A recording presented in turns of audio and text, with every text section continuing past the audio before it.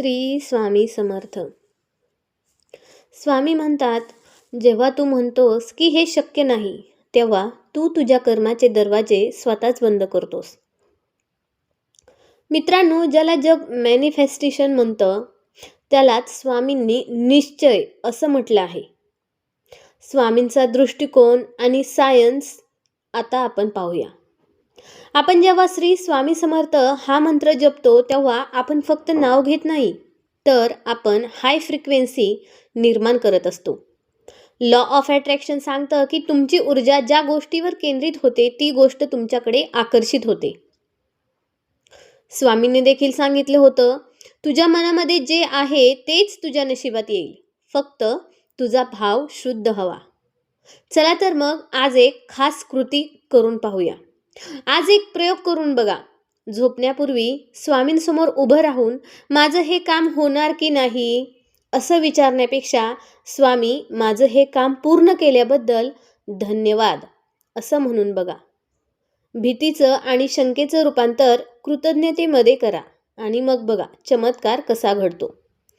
मित्रांनो, तुमच्या आयुष्यातला असा कोणता प्रसंग आहे जिथे स्वामींनी तुम्हाला अशक्य गोष्ट शक्य करून दाखवली आहे? कमेंट्समध्ये नक्की सांगा.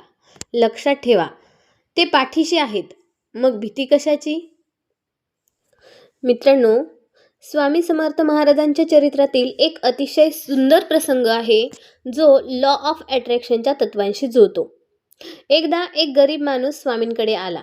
तो सतत रडत होता आणि आपल्या नशिबाला कोसत होता आणि म्हणत होता, स्वामी, माझ्याकडे काहीच नाही, मी नशीबवान नाही आणि माझं नशीबच फुटकं आहे, माझं नशीबच फुटले. स्वामींनी त्याच्याकडे पाहिलं आणि अचानक विचारलं, अरे, तुझे हे 2 डोळे मला देशील का? मी तुला 5,000 रुपये देतो. तो माणूस दचकला आणि म्हणाला, नाही स्वामी, डोळे कसे देणार? स्वामी पुन्हा म्हणाले, बरं ठीक आहे, मग तुझे दोन्ही हात तरी मला दे, मी तुला 10,000 रुपये देतो. तो माणूस घाबरला आणि म्हणाला, स्वामी, हे कसं काय विचारताय तुम्ही?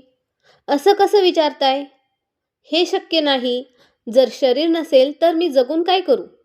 तेव्हा स्वामी हसले आणि म्हणाले, वेड्या, जर तुझ्याकडे लाख मोलाचं शरीर आहे आणि तू म्हणतोयस माझ्याकडे काहीच नाही, आधी तुझ्याकडे जे आहे त्याबद्दल देवाचे आभार मान आणि मग बघ तुला काय काय मिळतं आणि कसं मिळतं. यालाच लॉ ऑफ अट्रॅक्शनमध्ये कृतज्ञता, ग्रॅटिट्यूड म्हणतात. जोपर्यंत आपण आपल्याकडे असलेल्या गोष्टींसाठी कृतज्ञ राहत नाही तोपर्यंत आपल्याला नवीन गोष्टी मिळत नाहीत. स्वामींनी शिकवलं की तक्रार करणं सोडा आणि जे आहे त्यामध्ये समाधान मानून कामाला लागा, तुम्हाला यश आपोआप मिळेल. मित्रांनो, जर तुम्ही आज श्वास घेऊ शकत असाल आणि हा व्हिडिओ पाहू शकत असाल तर नक्कीच तुम्ही खूप नशीबवान आहात.